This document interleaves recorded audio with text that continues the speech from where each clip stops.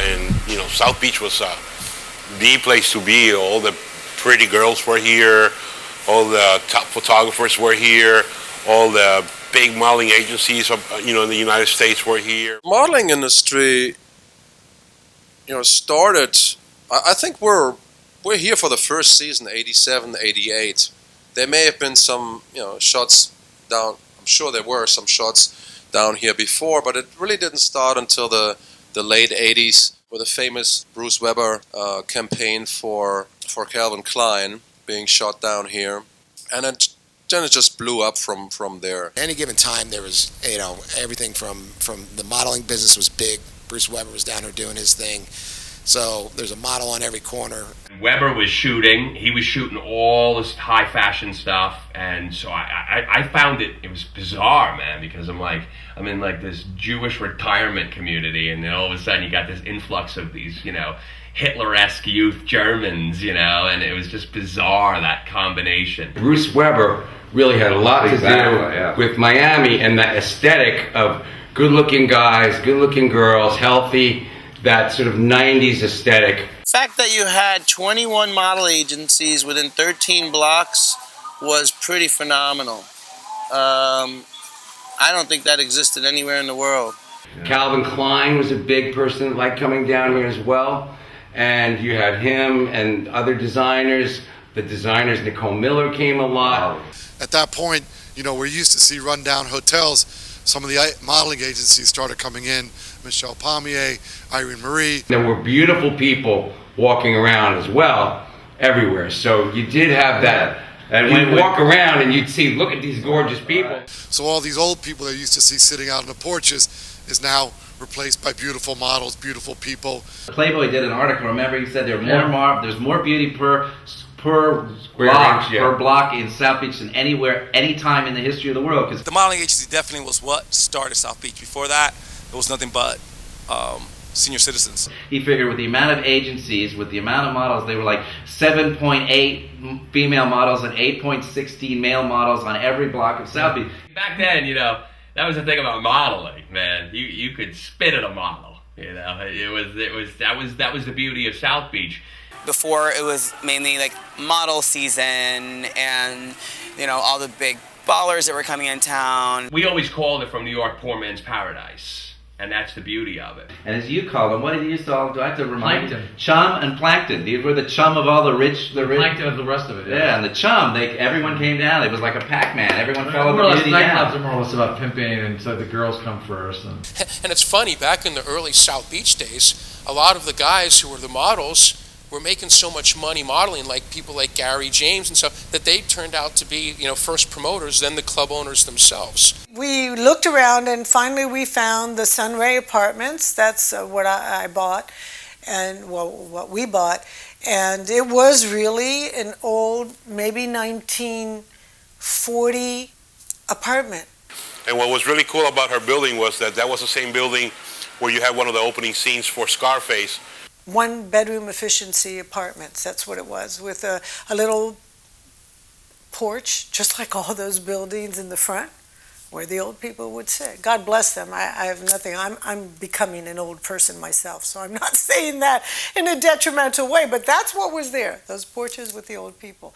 From Page Parks, I went to Irene Marie, where I was there to the end of the 90s, but that's how it all started. It was all about fashion. It was about looking great, and nightlife and hospitality. But I started my business, model and talent management agency, because my husband, who is French, had a first cousin, who started a revolution in Paris in a new genre of models that were out of the mold that had been typical for the 20 years before that time, that was formulated by Eileen Ford, essentially, which was pretty cookie cutter. Beautiful, but cookie cutter.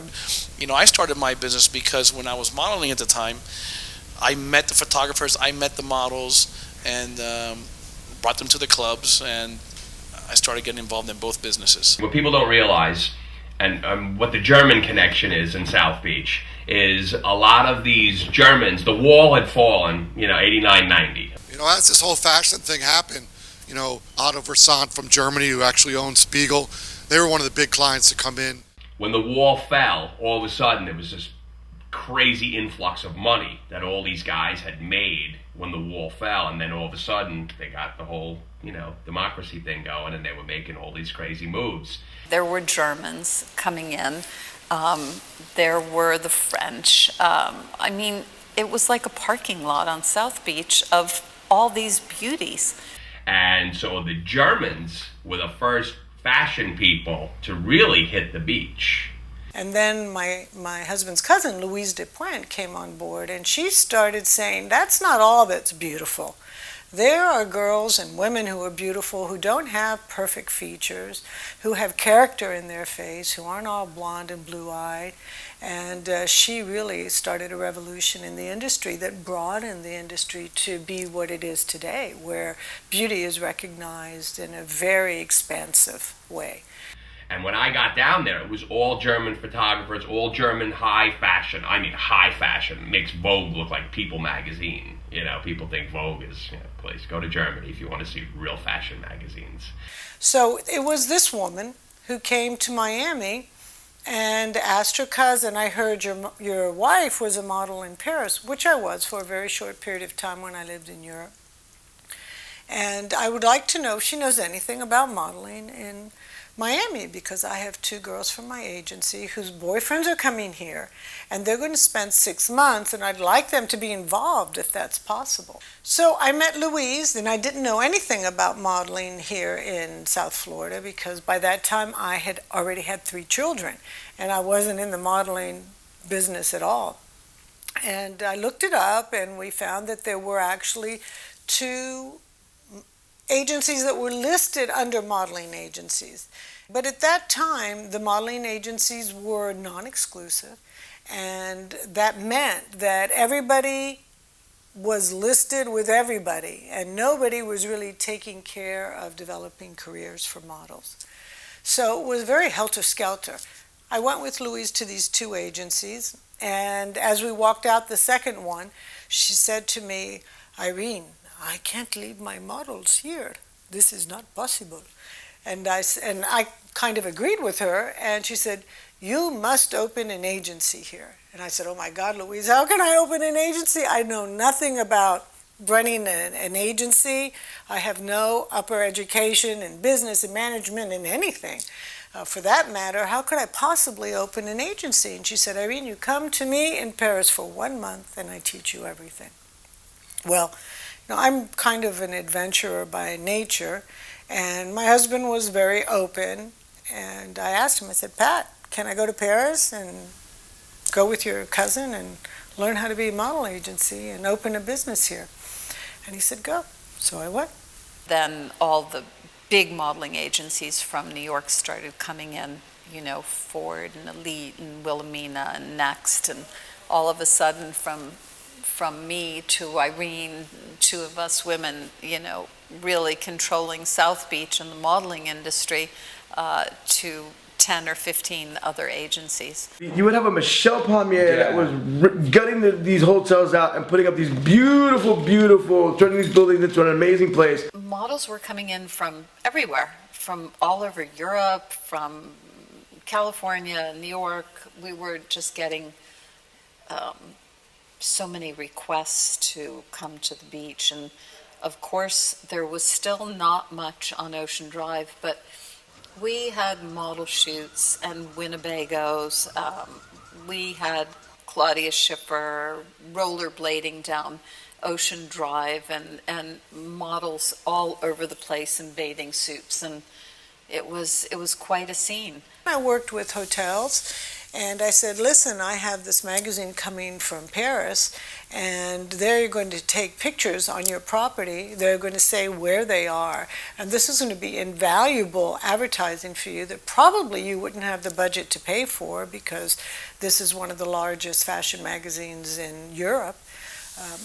would you be willing to give them rooms for free? They're going to be here for 7 days or 10 days and they'll need so many rooms. And I started that whole packaging of bringing Europeans from Europe here to Florida. The agency grew so quickly. We had 500 models at one point, from little kids all the way up to, the lifestyle models, and 25 people working for me, and it was boomtown.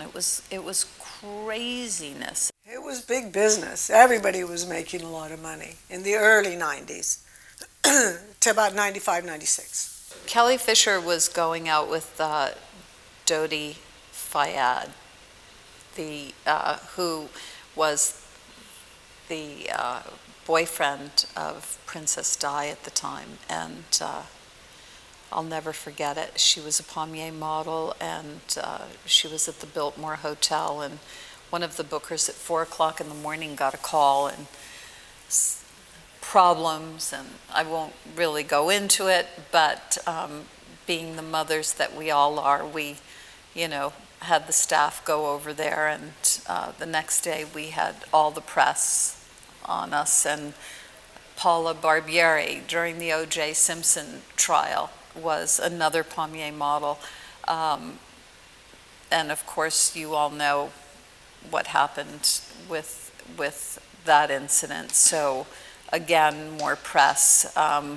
Donna Rice and the monkey business and the senator, and there were so many people that have gone through Pommier. Charlize Theron came over. It was, oh my gosh, I think it was 1992 or 93. She had come from Italy and walked in our door, and she was a little bit heavy, and we worked with her and we got her back in shape, and her first booking was a Versace booking, of course, and then we sent her on her way to LA, and today she's a huge star. It was anywhere, I would say, from $1,500 a day to $10,000 a day, here, without having a superstar. Depending on what they were shooting, who the model was. The clubs started popping up. There were 14 Winnebagos, 15 Winnebagos lined up on the beach in the morning. Definitely, mothering is my second nature. I wouldn't have had so many kids, so it's part of my personality. But I think combined with that was the experience that I had in Paris as a model. And I felt very alone there. My family had disagreed with me going to Paris to be a model. My father was very upset with me. It was not what he thought, I should be doing. So, and then the agency itself, very unprepared. I had no idea, how that you're going to have advances from men and how to deal with them, and that you're pretty much, and that's going to happen everywhere. For me personally, the husband of the owner of the agency I was with, which was one of the top 2 agencies in Paris, she was a woman, and her husband, well, he was approaching all the young models. Well, how in the heck did I know? And I wasn't trained or wise enough or mature enough to know how to deal with those situations. Well, you have to learn, and I learned. I certainly didn't let him, take advantage of me. But what I'm trying to say is that I had nobody to say. Actually, I did say something about him to one of the booking agents, and this is very French, and I can do it and say it because my mother is French and my husband's French, so I can say anything I want about the French, and I love the French. But I said to the booker, after having this experience with this old man was, trying to take advantage of me, I went and I told the booker, and the booker looked at me and she said, "Oof." If you know the French, that means like big deal, And I was 19, but 19 back then was not 19 today. I did discover a very big model, and she's still working today. Her name is Christy Turlington, when she was 13 years old, and I discovered her in the Coral Gables office, which I had forgotten to mention. And every agency from all over the world wanted this girl, so they were on Pommier models like flies. I'll offer you this, I'll take her here, I'll do this, whatever. And we kept her in Miami for 4 years and built her up. And because of Christy Turlington, Pommier Models was put on the map instantly, and made South Beach. And then from 2007, really that's when the recession started. And rates started to fall. And clients were trying to negotiate everything across the board, your agency fee, and one thing, so revenue was less, and payment time. I mean, traditionally, we gave clients 30 days to pay, which is kind of crazy from a business aspect. They got a bill and they had 30 days to pay. Well, they started pushing that out, clients, during, 2007. Oh, I mean, 60 was like it came in quick. We're talking 90 as pretty much the time it took to collect 120 and 180. So here we were, because the way that the business had grown was that many of the clients that we had, we would advance to our models. In the good old days, it was like advancing 30 days, 60 days, but it became competitive amongst agencies. That this agency did it, so you had to do it. And then we would borrow money to be able to advance on behalf of the clients to pay the models and give the models money. So we were banking the clients. You're financing the clients. We're financing the clients. And then we were financing their airline tickets. And, and those were going out, but our credit cards that were paying them, we had to pay within 30 days, and we were paying big time interest on it. So we were really badly organized banking system. I mean, that's what happened to my business. Ultimately, no matter what I tried to put into my business, mortgaged house and whatever, I just couldn't afford it. Yeah. What I did, I reduced staff. In the latter years, now we're talking 2009, that's when I closed. By that point, I was 120, 180 days out. I was having to advance tickets. I was having to pay my American Express, the employees, the staffing, the health insurance. We just weren't, and our sales had continued to reduce. And there was we just couldn't make ends meet anymore. That was it. And I couldn't lose any more money. I was always making ends meet. I just didn't have any more money to lose because I was an independent. I didn't have a big company in New York, so I couldn't be a tax write-off. If I lost money, tax write-off to another entity that was maybe making money. And I never had a partner. I really did business. I didn't do entertainment. I didn't do anything else. I didn't bring in partners who just wanted to be part of a modeling agency. I was very true to my mission, And in the end, I couldn't sustain anymore.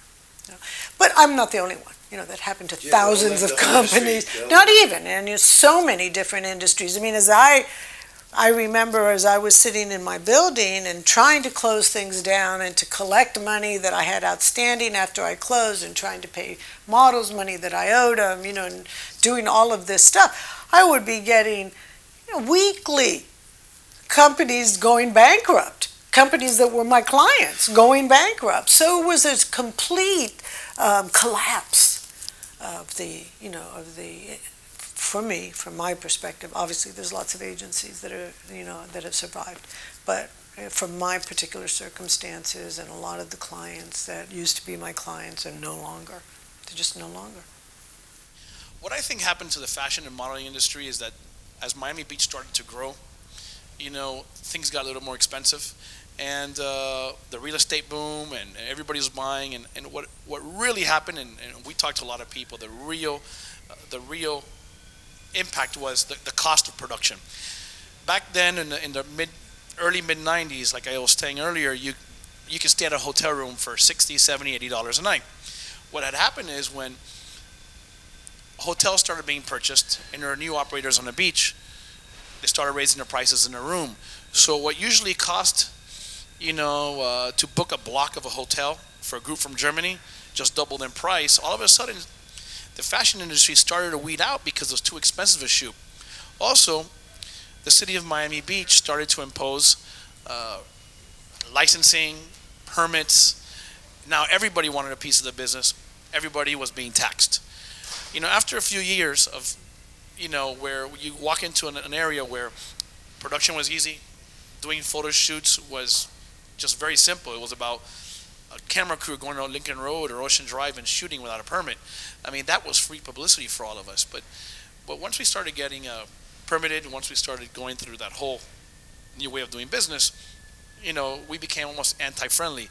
So as a result, a lot of clients that used to come down to Miami started looking for other areas to shoot because shooting wasn't as easy.